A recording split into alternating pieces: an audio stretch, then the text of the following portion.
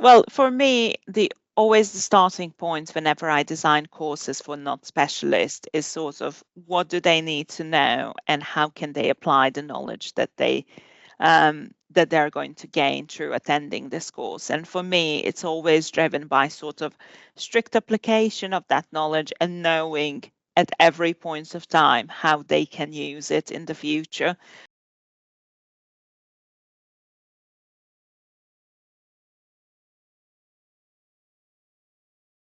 Thank you so much, and we can make a start now. And I'm excited for our first podcast. And uh, so, welcome to. Should I start again?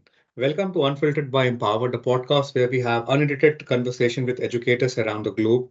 My name is Anshul Lau, your host for today's episode, and I'm enthusiastic for all things teaching and learning.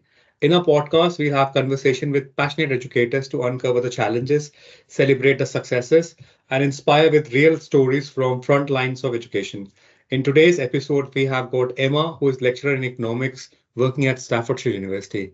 Without any more wait, we will welcome Emma, and also to introduce our series is called Unfiltered by Empowered. Unfiltered because these are unedited conversations, and we'll just naturally record the conversation for all of you listeners to watch. Welcome, Emma. Good morning, and Good welcome to this morning. podcast, Unfiltered. So let's make a start. Okay, good To morning, Anshul. Thank you. Thank you.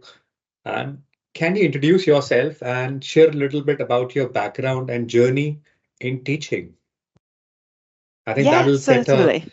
background for all the listeners to just understand about your role and your expertise. Yes, certainly. So my name is Emma Tallum, and I'm currently a lecturer in economics/innovation and entrepreneurship at Staffordshire University.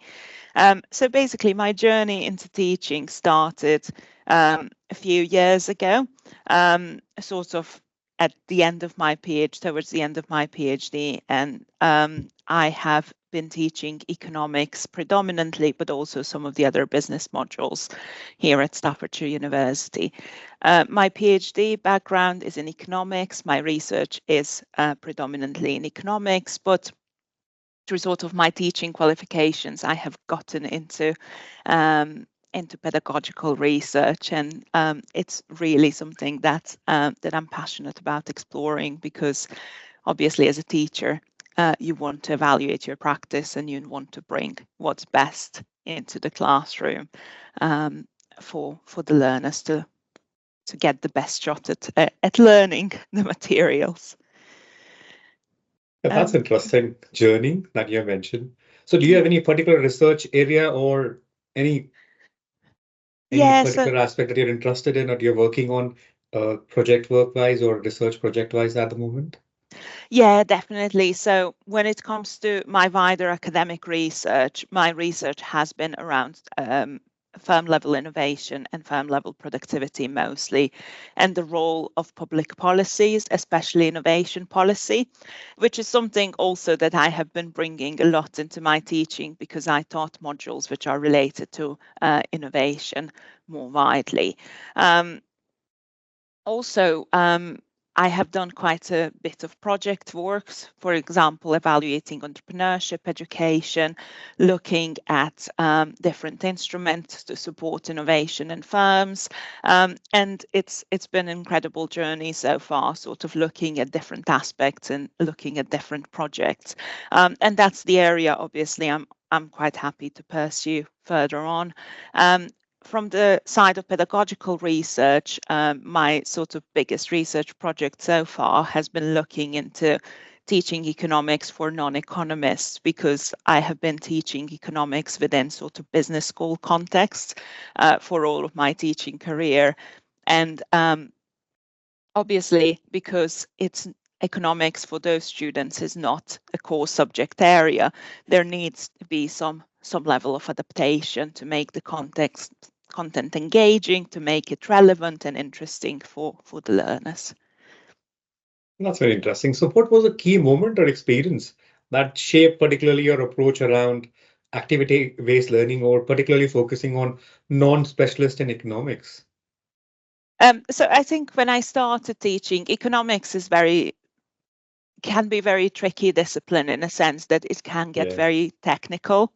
And from the perspective of business students, for me, it was always about making sure that they actually know what to do with the knowledge they gain. So it's not about teaching complex mathematical models necessarily or absolutely. teaching complex graphs, but actually making sure that once the learners finish the course, they know what they learned and they know how to apply it. Because a lot of business students will go into the companies and will have to have that relevant knowledge, but wouldn't necessarily need to solve complex mathematical models behind it. So it was sort of journey of adapting the materials and reading very limited research that has been done on that area to make sure that the content is designed so actually the primary aim is sort of application of the knowledge and making sure that those sort of through different case studies, through different activities, making sure that the learners do know how, when they go to organizational settings, they can apply that knowledge. That's very interesting aspects that you have mentioned here. I'm just curious to know, how do you assess the baseline knowledge of non-specialist students before even you begin your course? Like you mentioned that it's basically for non-specialist area that people are not from economics. And how do you actually like assess the baseline knowledge of them before planning your activities or teaching?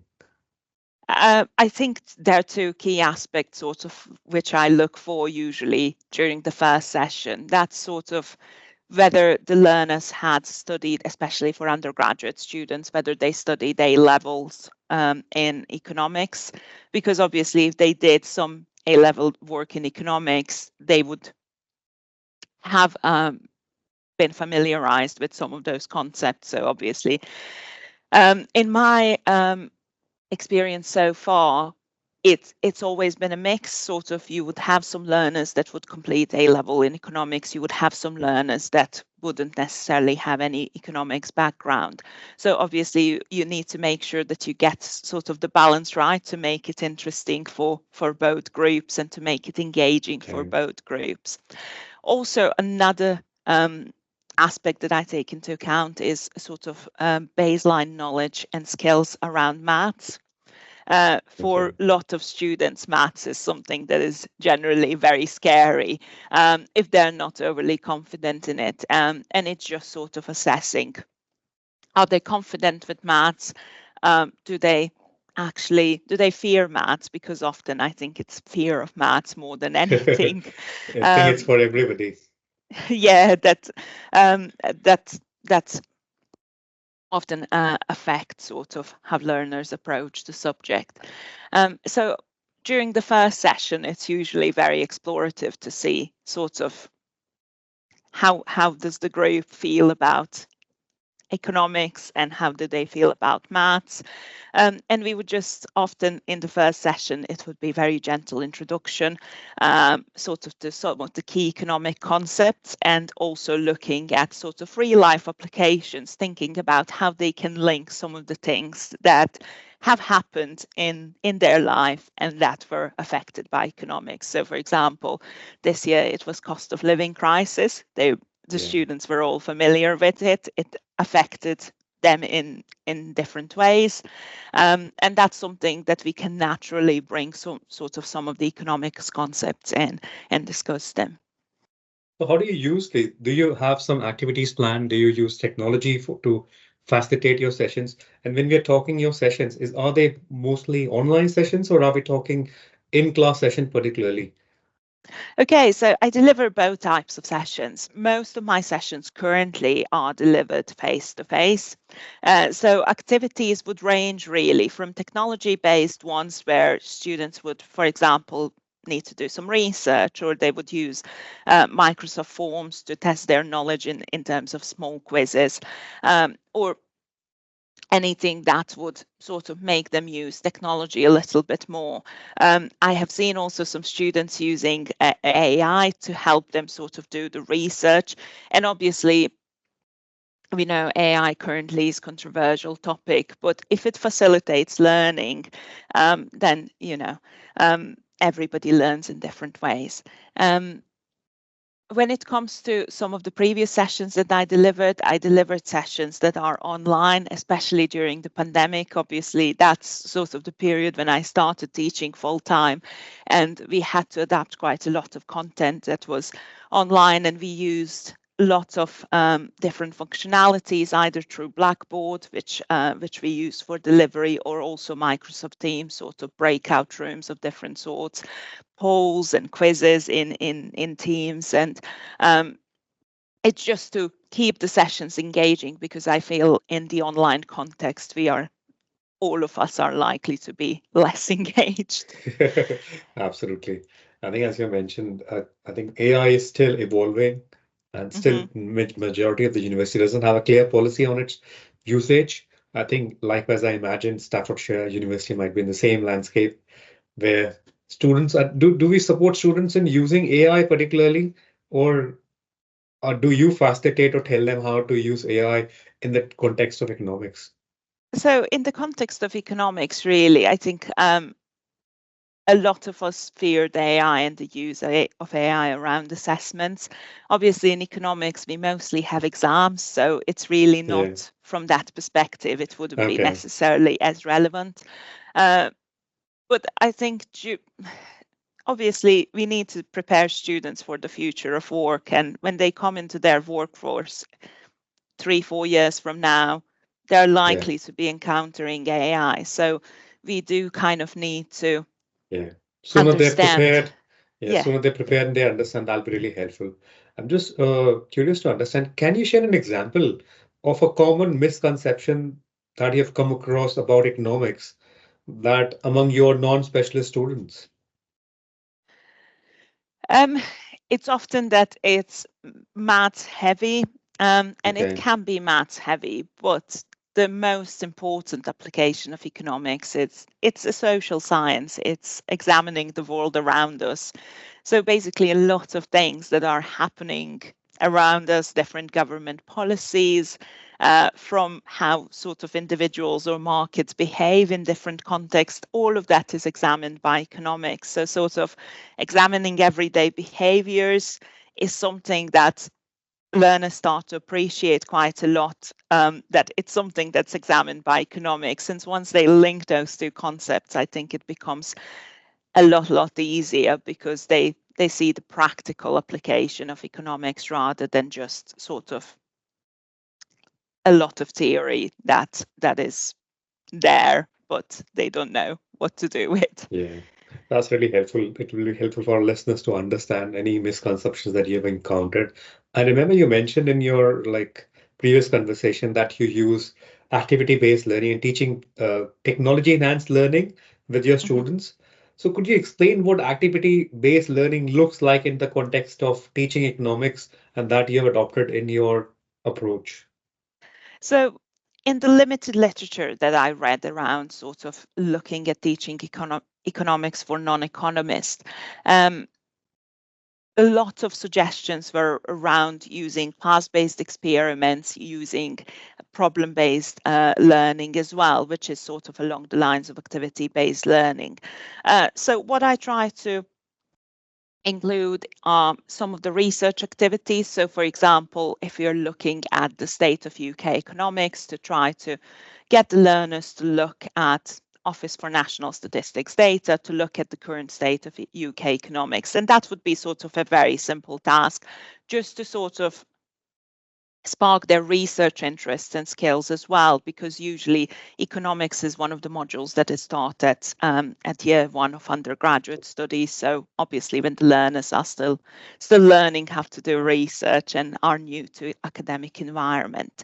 Um, Also, on top of that, there are a lot of with some maths that we do, there are maths-based activities, and a lot of learners have found it, in my experience, quite helpful.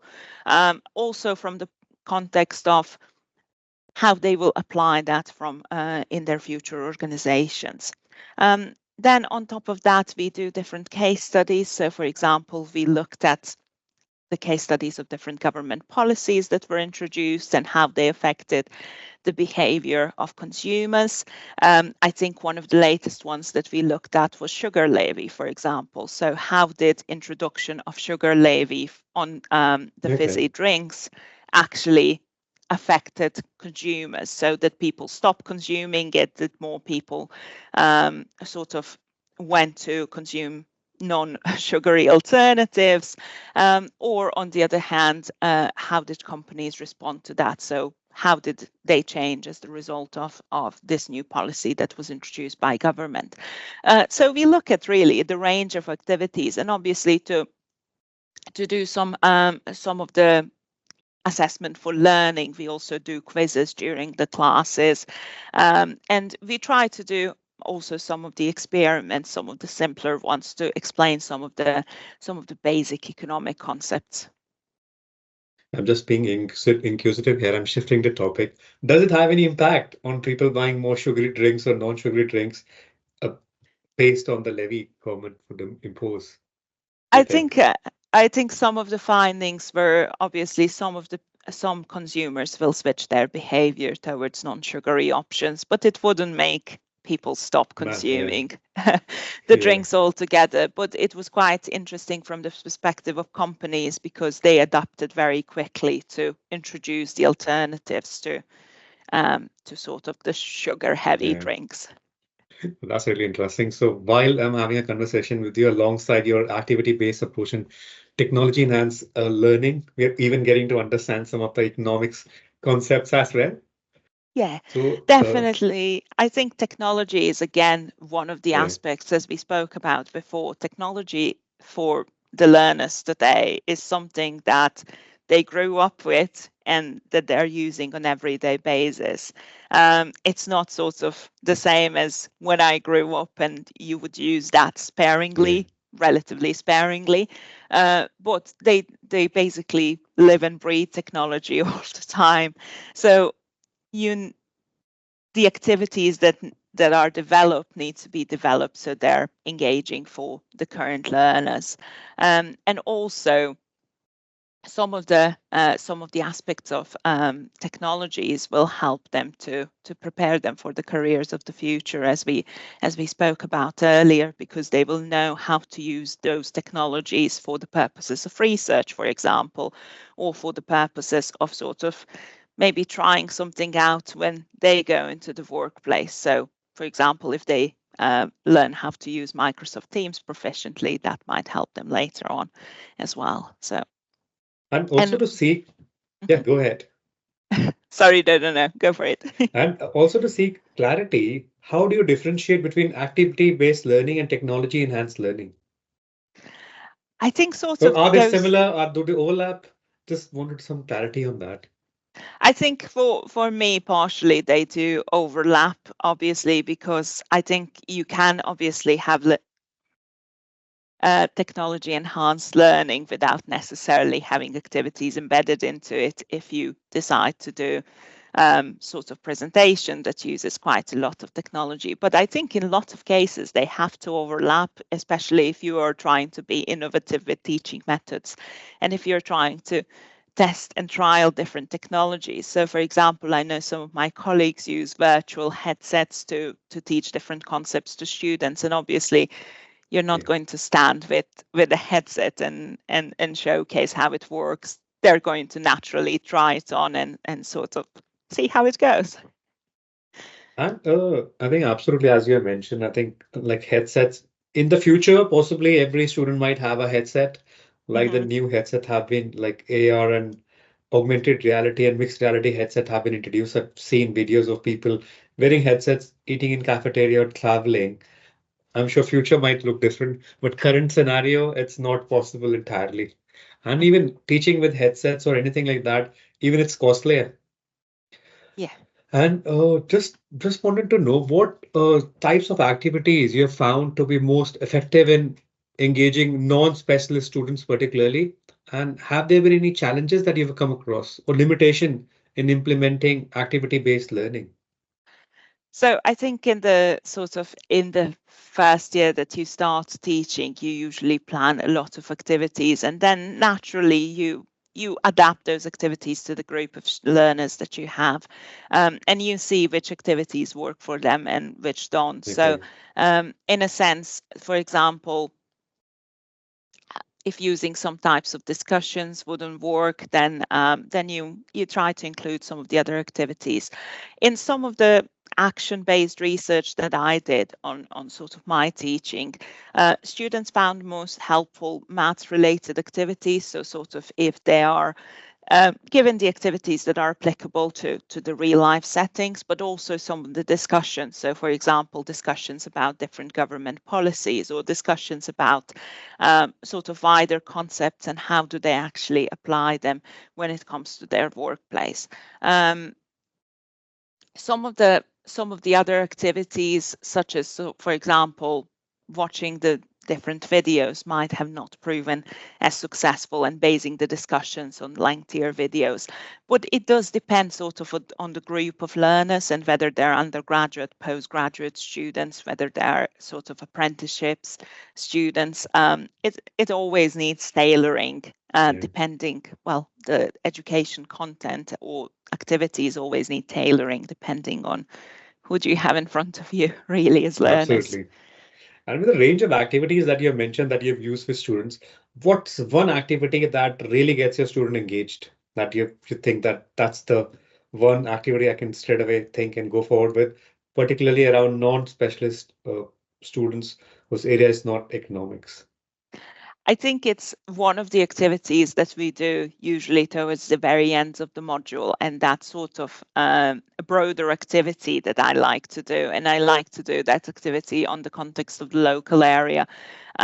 So, for example, given everything that you learned around government policies or economic policies, what would you do to improve the local area, or which policies would you introduce to help people in the local area? And I think that's one of the activities that students always found very engaged in, because sort of it's the local area. They have been either living here or from the local area, and in that they managed to actually apply everything that they learned about how individuals behave, how different companies behave, and also how government policies work. And that's usually one of the longer activities. And I think one year that we did it sort of as the presentation, where they needed to present it back to a panel of people, so not just me. Okay. And that was brilliant. That worked really, really well. Have you come across any instance when you plan an activity and didn't go as planned and you had to adapt that activity? I think so. Sometimes, for example, I noticed, especially when you play some videos and you're trying to base a discussion on the videos, if in the first instance students are not as engaged or as invested in the video, then obviously you need to adapt that activity a little bit. And also some of the discussions that were, so for example, there are aspects of economics still that they might not necessarily come across in their everyday life as much. Yeah. So wider discussions around that might not be as sort of successful of an activity for them, but rather sort of trying to go through the explainer session and then sort of try to link it to the aspects that they're familiar with. I think your teaching experience and working with a range of students gives you more option on how to adapt any activity if it doesn't go as planned. And Yeah, but I think you always sort of obviously you get a feel of your learners very absolutely. straight away, and then you can adapt it prior to the sessions rather than sort of on the go. Yeah. And even around technology, you mentioned that you integrate activity technology in your activities as well when you plan for teaching. How do you integrate technology in your teaching practices to make economics more accessible, particularly? So first year when I was teaching, we, for example, used flipped classroom, and that was co-taught with my colleague who created a lot of flipped classroom activities. So we used that, for example, where we had the flipped classroom sessions before some of the online or quizzes that were set up over Blackboard, and then based sort of after that, the students will come to the classroom and we would discuss those concepts sort of in more detail. When it comes to all the other activities sort of that are enhanced by technology, we would use sort of research-based activities where students, as I said, would use different sort of ways in which they do research. We also have brilliant technologies available sort of on campus where we can showcase the work all together and students can put their work and share it with everybody while they're working on it. So there's quite a lot that we can integrate into the classroom. Can you name some of these technologies or tools that have been really helpful in your practice or your teaching approach? If at all, you can share that.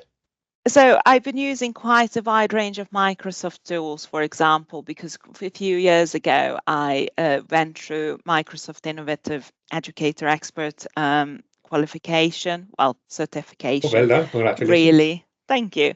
And I've renewed my status ever since. And sort of in that period when I was learning about Microsoft tools, we went through quite a lot of examples through how to embed those technologies.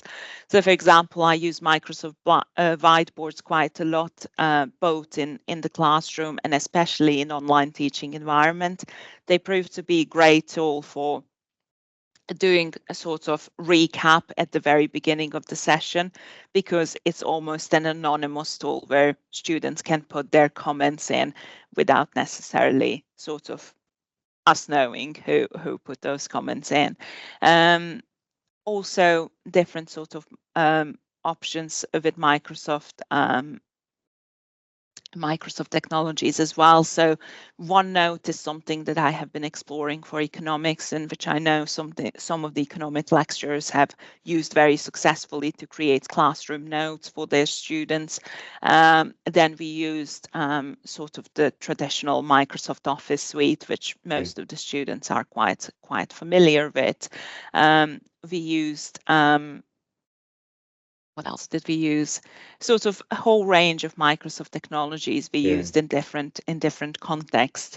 Do you have any feedback from students who are using these technologies or any tool that has been their favorite, or they feel that this is something that has really made a difference to their learning experience? I think it does make the difference to the learning experience. So, for example, for using simple tools such as Microsoft Whiteboard, I generally had a good feedback that students liked it as sort of a quick recap activities. So it would only kind of take few minutes during the session, but we would be able to go through the main concepts quite quickly, and it would enable them to sort of go through what we learned.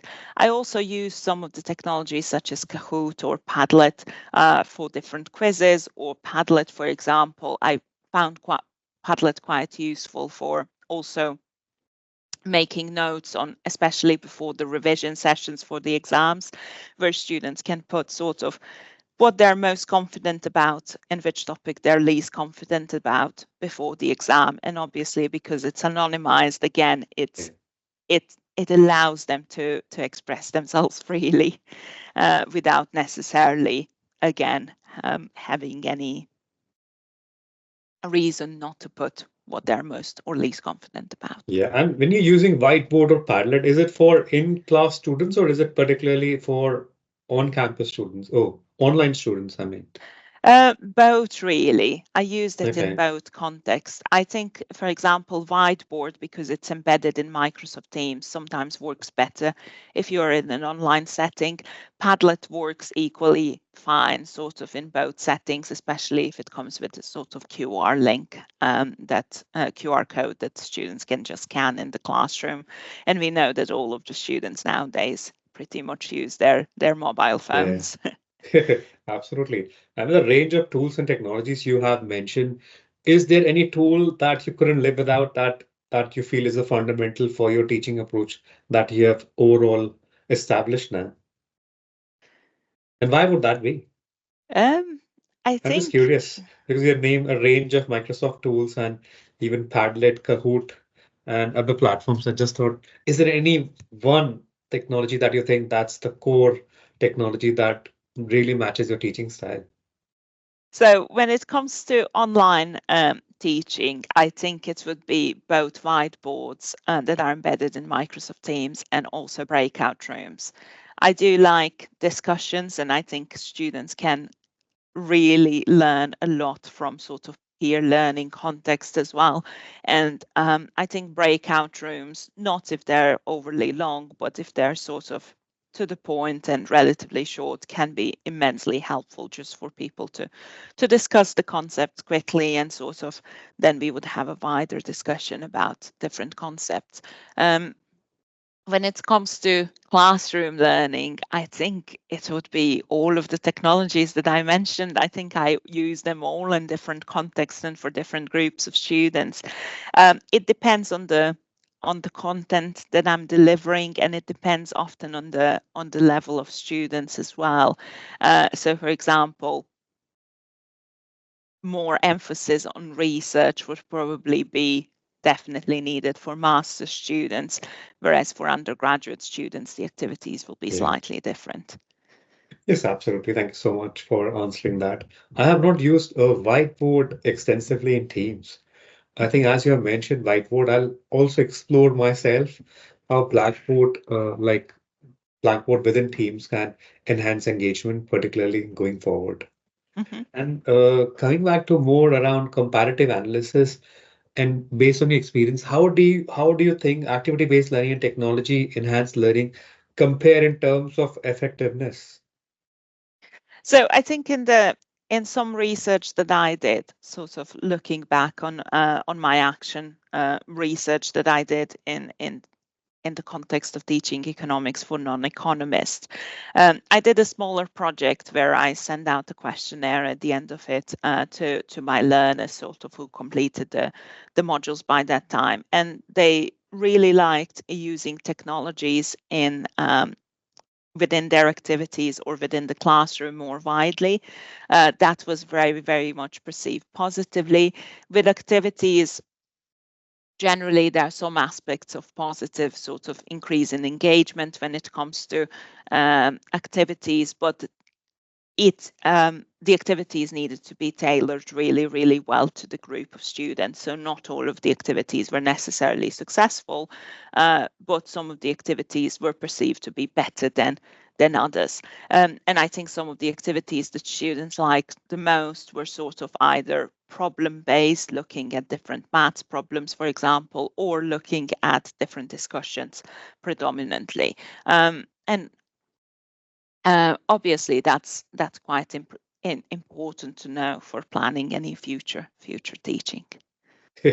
Absolutely. And when you compare your traditional teaching methods to the ones you're using now, like you're using technology a lot, what are the key differences in terms of student engagement and understanding that you've come across? The- Yeah, so I think when I started exploring this topic, there was a note that I particularly liked in one of the research papers that I read, and that's that a lot of economics teaching is still chalk and talk. So basically, a lot of it is just sort of throwing a lot of information at the students.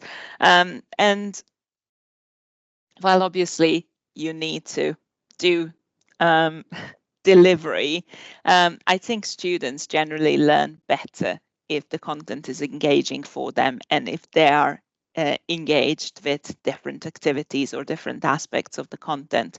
So if they do the experiment, for example, to learn specific theory, or if they have a wider discussion with me and their peers about Okay. specific concepts, they're going to remember that, and they're going to remember the concepts as well. And often I found that sort of at the end of when we revise things, they often think about, oh, that was the example that we did, so I'll now link it back to what we've discussed on that day.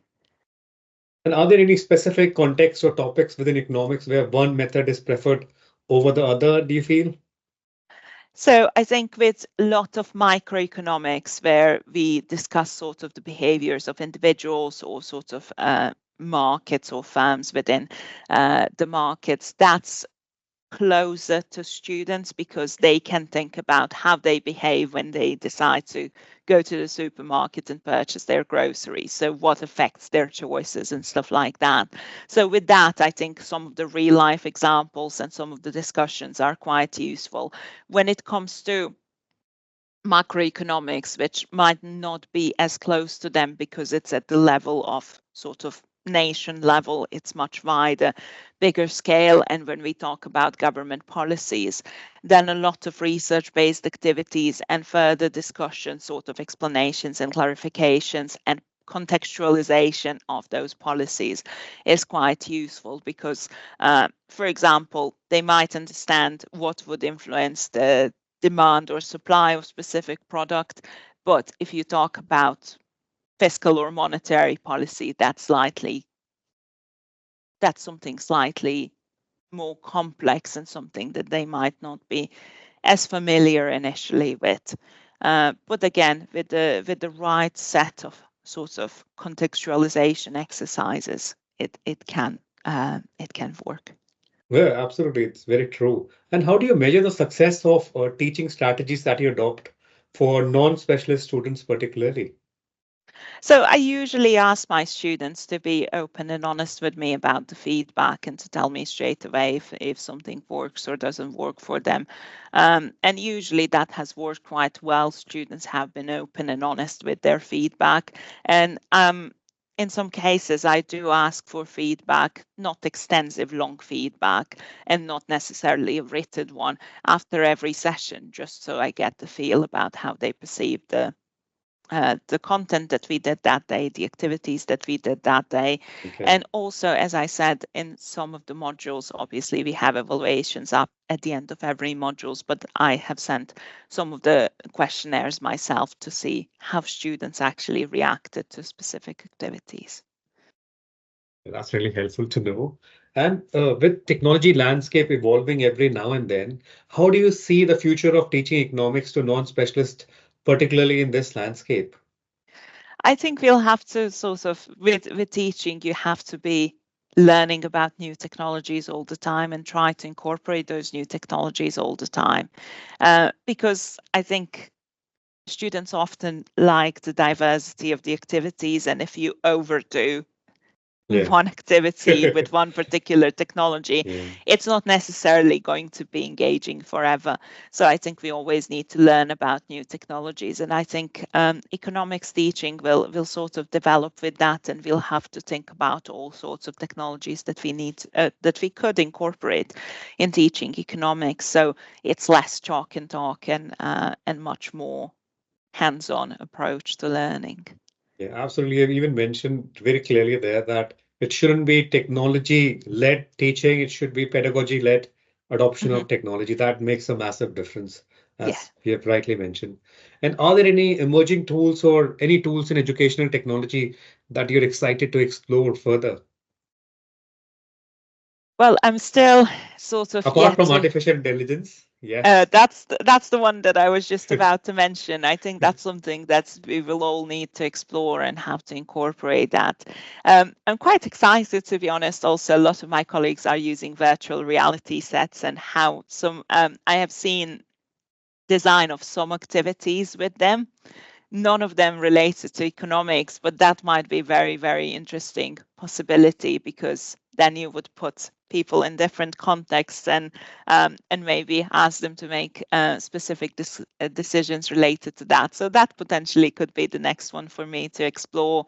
And obviously artificial intelligence and the Yeah. use of it just more generally.